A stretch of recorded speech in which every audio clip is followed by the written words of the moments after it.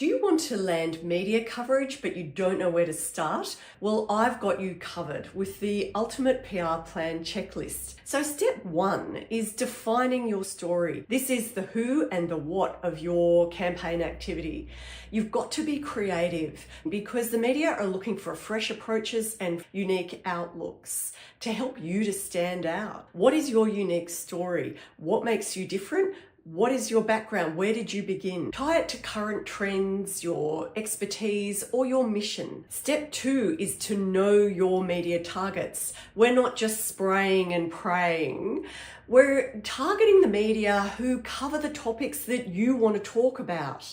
This is getting you into the right places where the people that you can impact the most are looking for new information. Research outlets that align with your interests, your topics, your expertise, and the people that you can help the most. Be collaborative and build genuine relationships because it's not about just this story, it's about the next story as well. Step three is to craft an outstanding pitch.